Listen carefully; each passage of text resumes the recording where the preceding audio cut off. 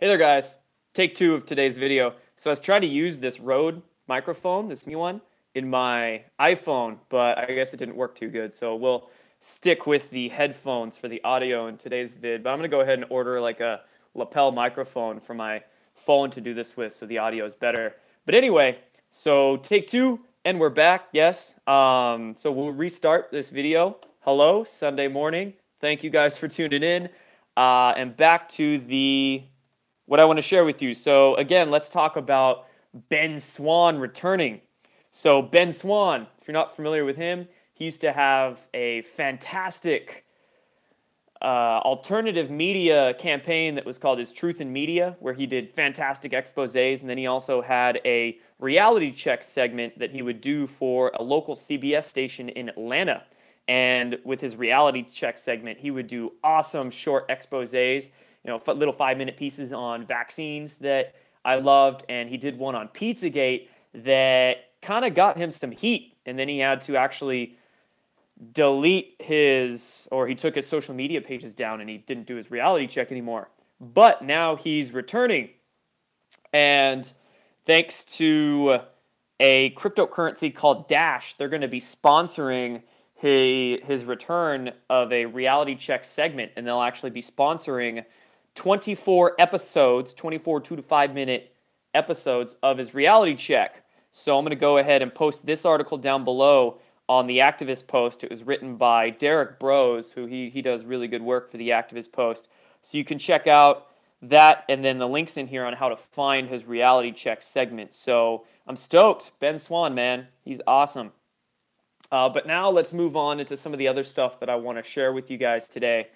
I want to talk a little bit more about the Hawaii missile, right? So if you guys have been following what I've been saying on that for the past few days, I've been talking about the hypothesis of the Hawaii missile being a false alarm and being set off purposefully by the said white hats to stimulate what's called a bulk data transfer, or essentially make some secure files at the NSA, some classified files that was at Hawaii's NSA databases, be transferred to the mainland here. But now, based on some other information and a lot of different people saying a lot of different things, I'm beginning to think that there was a real missile set off. This is an article here that Dr. Michael Salla posted on his exopolitics.org website, and I'll also, of course, be posting this in the description below. Dr. Michael Salla does amazing work. Go check his stuff out, but he does a great expose discussing how this was likely a real missile. I mean, we have eyewitness testimony of people seeing a missile being sent off and taken down, and he goes into discussing who did it. He was saying, okay, it might have been some rogue factions of Israel's military doing it, and then gets into some other research saying, okay, maybe it wasn't them, maybe it was some rogue CIA factions. Great expose. But again, I'm thinking it was a real missile. But now, I'm not saying that Q is wrong, but I think there's multiple things at play here. And not only do we have people having sources saying that it was a real missile, but check these pictures out. So I've been holding on to these pictures for a few days, but I haven't shown them on YouTube quite yet, although these were actually broadcast live on CNN during that false alarm in Hawaii. And check it out. You can see it's craft, literally craft. And whether it's secret space program craft, I'm honestly of the belief that this is more UFO craft, because you can see the Merkaba shape in these, and here is a saturated version of it that you can, I'll zoom in here, and you can see the Merkaba shape there.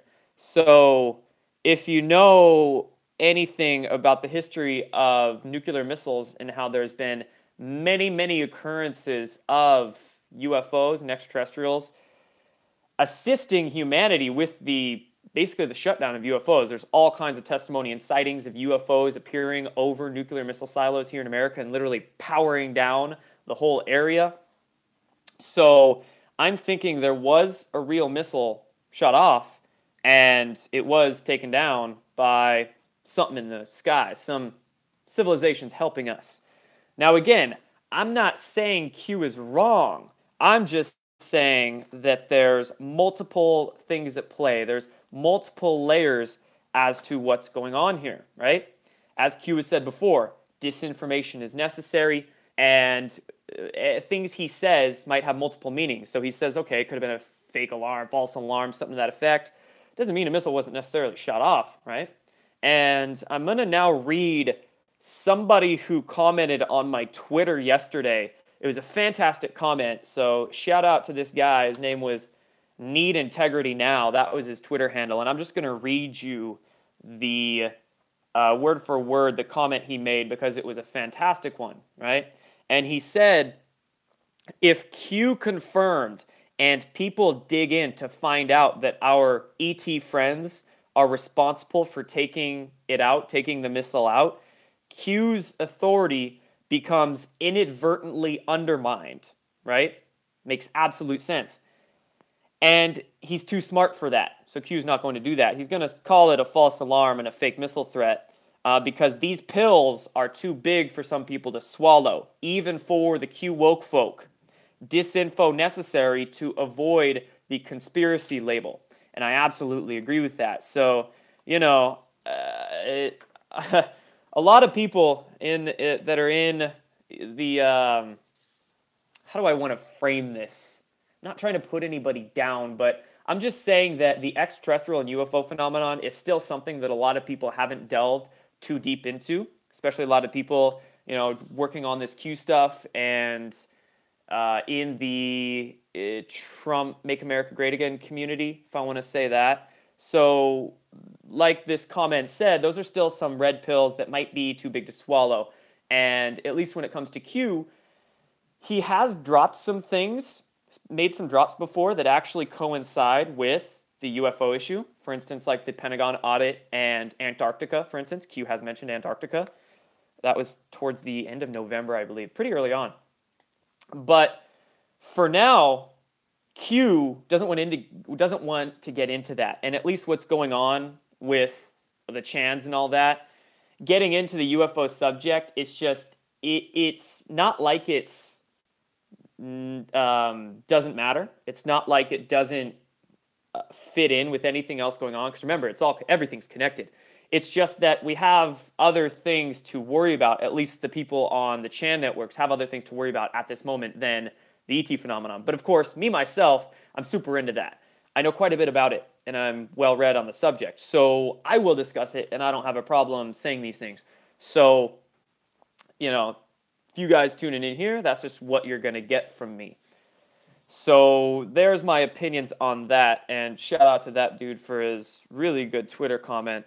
But now I want to talk about the release the memo here. And of course, this hashtag went absolutely nuts the other day. You can see this analytics report of it. So once Q had posted on the release the memo, you can see how that hashtag just went crazy. And this is the amazing thing, folks. I mean, there's a lot of people in the comment section here saying, oh, Q's a LARPer, yada, yada, yada. Okay, Q's a LARPer.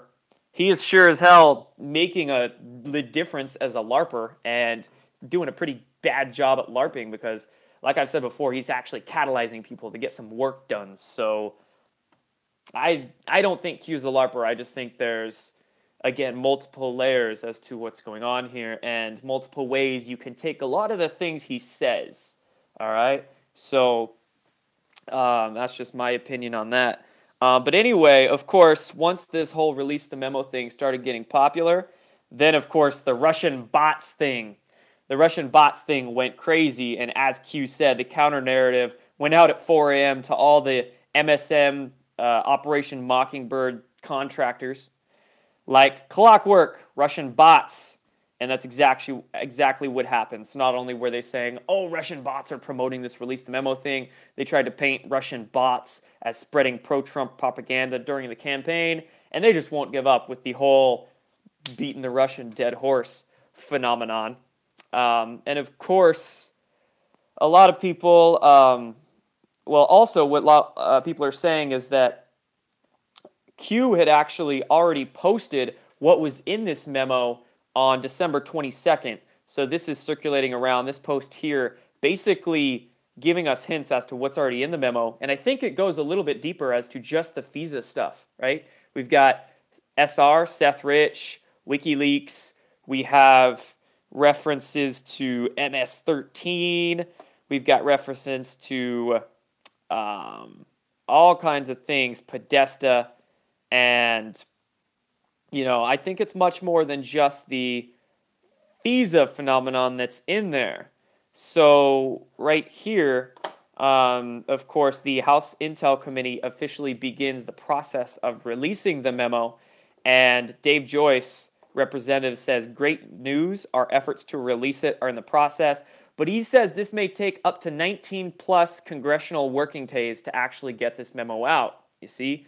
Now, at first, and a lot of people felt the same way, I was pretty angered by that. I'm like, are you serious? It's going to get 19 plus congressional working days, which is what, like 100 normal days to get this thing out, you know? Why does it need to take so long to get out? Why don't we just release it now? You see? But this morning I was on Twitter and I saw a fantastic retweet by Tracy Beans. Shout out to her. I love her work. And she retweeted a thread by a man named Larry Schweikart. If I'm saying that right, hope I am. A lot of people tend to get on my ass for saying things wrong, but potato, guys. But anyway, she retweeted this great thread, and I'm going to summarize it here. And I'm paraphrasing, and it says, the memo is based upon 1.2 million pages of the Inspector General report. Remember? So with this memo, it has to be sourced and... Hold up here. Sorry about that. Something I wanted to read. So it has to be sourced and proved very well, footnoted well, to make sure that no deep staters can weasel their way out of it. Reading 1.2 million pages takes a little bit of time, a little bit of manpower, and some supporting material in this Inspector General report, the names of the good agents, have to be purged for actual national security reasons, right? So the last thing we want is for the deep state to say, oh, there's contradictions in this memo and the report is invalid. So we don't want the memo to be invalidated, but we also don't want the full Inspector General report to be invalidated, right? So that was a great thread that Tracy Beans retweeted. So think about that, guys. Of course we want the memo released now. We want a whole bunch of stuff to happen now. We want full disclosure now, right? But this is a process.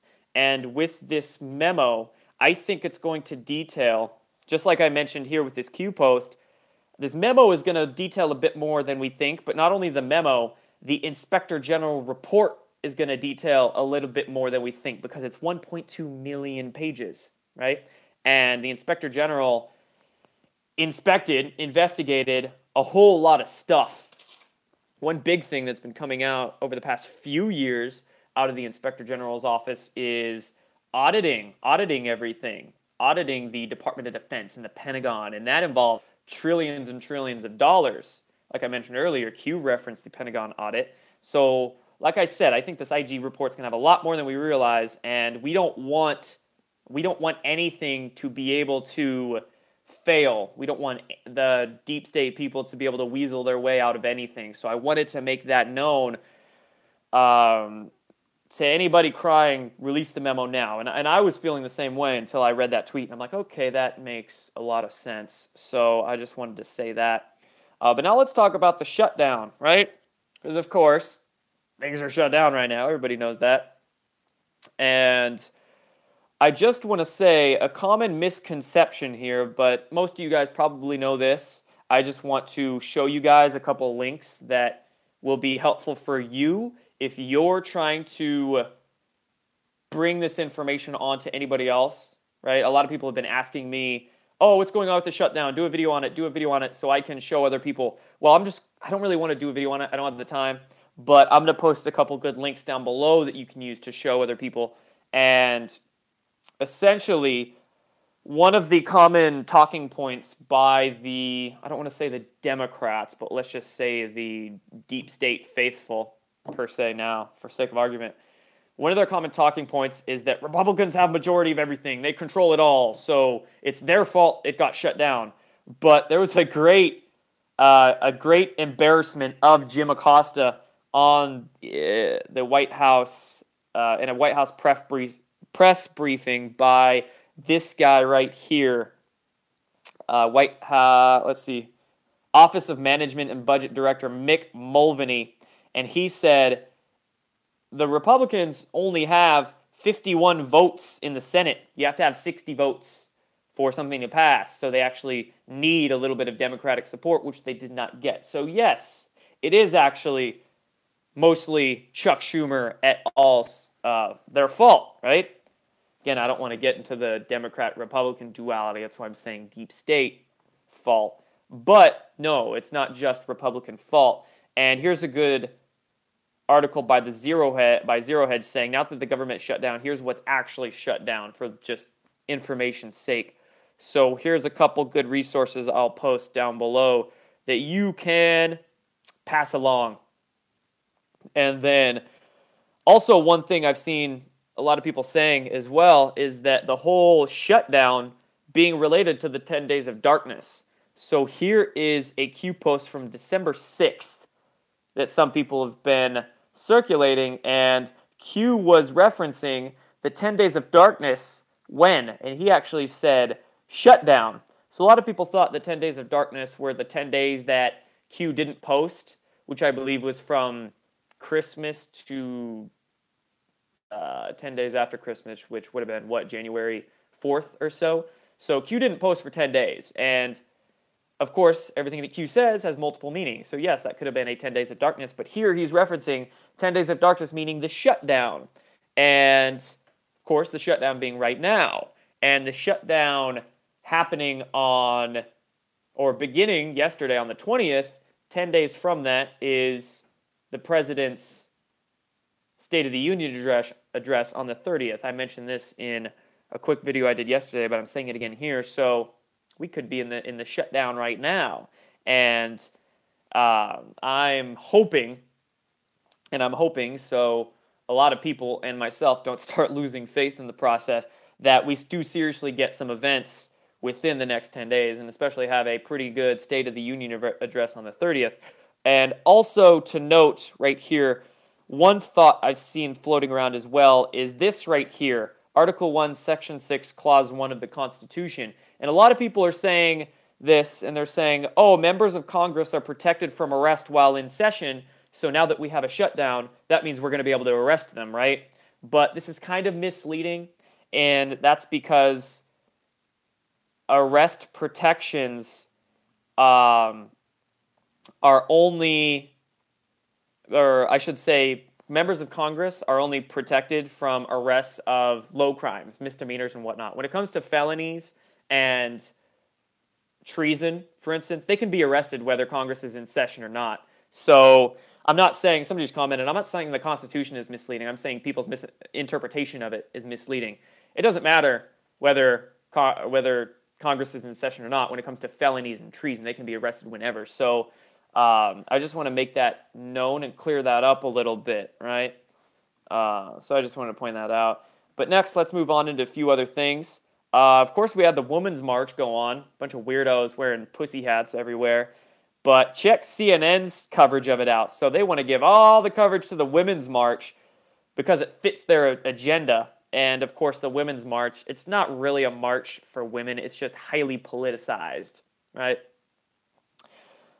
And, of course, we had a pro-life march that happened, just the day before it. But, of course, it got no coverage on the corporate media. But check this out. I was going through CNN's posting of it, and this is a very interesting picture they showed. Follow the breadcrumbs.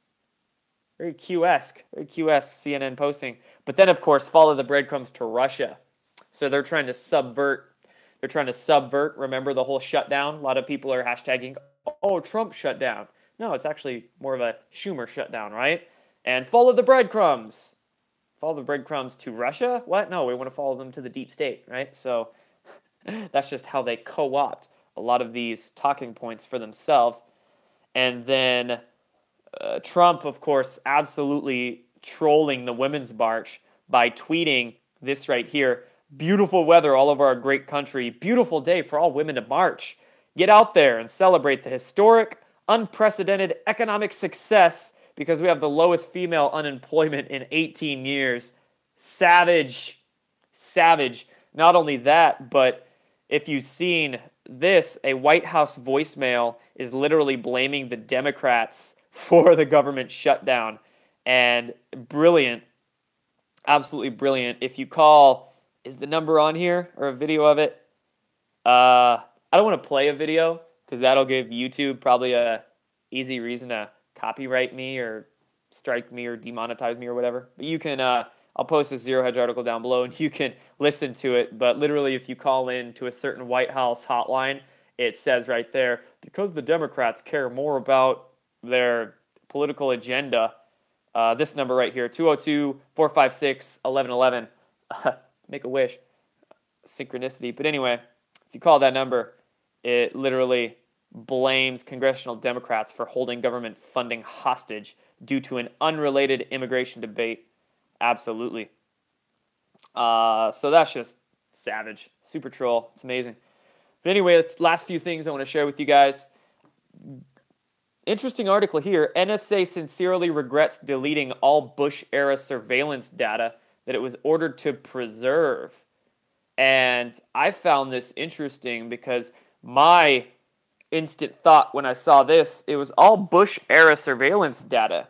So what if we have some kind of black hat within the NSA trying to scrub Bush stuff? I mean, all of the eyes have been on Hillary Clinton, right? Rightly so. I mean, we want the Clinton and that shithole foundation of hers to go down in flames. But what about the Bushes? I mean, they haven't had too much of the spotlight on them lately. So I bet that they're trying to sanitize as much evidence against them as they can. Hillary Clinton burned her house to probably get rid of some evidence, and I bet the Bushes are doing the same thing while the spotlight is not on them. So that's instantly what I saw here. Because, of course, I mean, NSA, no such agency, they are looking like to have some absolute white hats helping us, which I do believe, but it's not so black and white. There's always some gray. There's always some infiltration, counter-infiltration going on, and I would imagine that's exactly what happened here because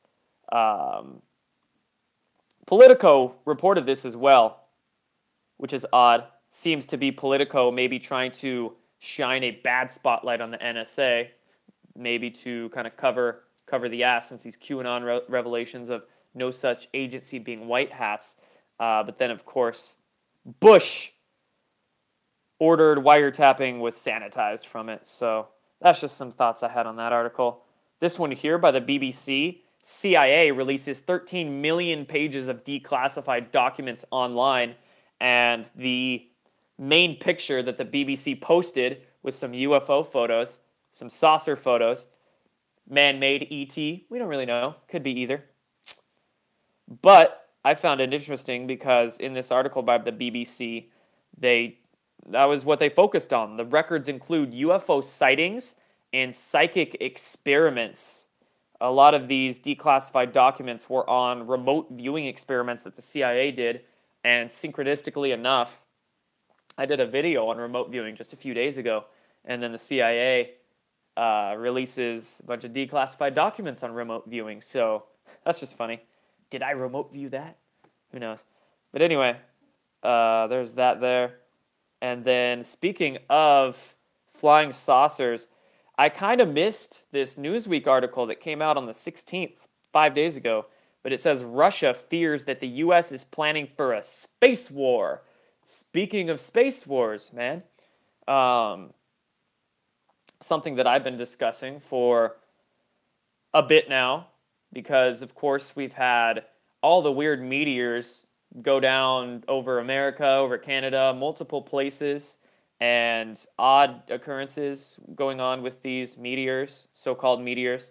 that have been coming down. And not only that, but a couple months ago, I mentioned that I did a video on Space Wars that had a legal complaint filed against it. But in that video, I was discussing weird flashes going on around America as well. They were going on over New York over a few days. I mean, flashes, meteors, or just weird things that we're seeing.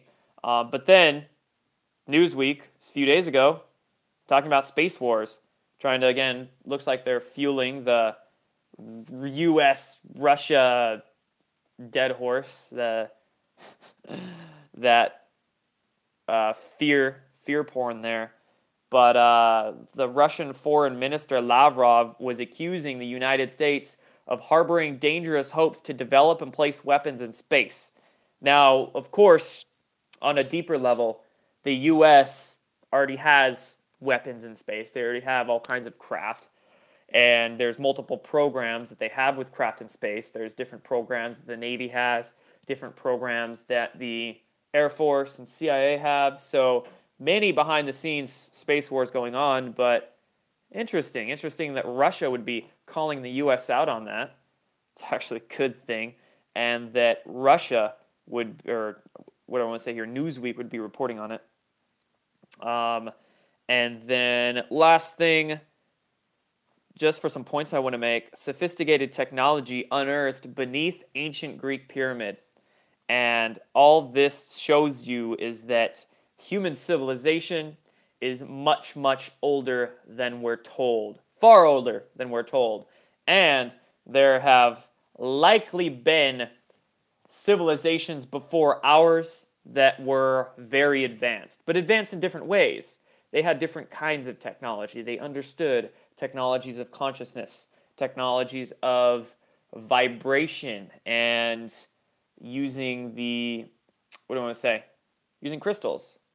High vibratory crystals can do some amazing things, and especially kymatics, the science of kymatics with that. So anyway, this is just some mainstream admittance of that. A Greek pyramid had some ancient technology unearthed under it, and this just goes to show you that mainstream history is BS from what they say.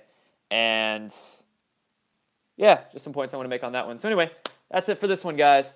Thanks for tuning in, and I hope I went through all that well. There's some very complex things I wanted to discuss in this one. But again, I will post a bunch of these down below. Oh, it's pronounced cymatics. Excuse me, cymatics. Kymatics. We all pronounce things different ways, right? Words are just vibrations. They're just vibratory symbols that we all say. We all say them in different ways.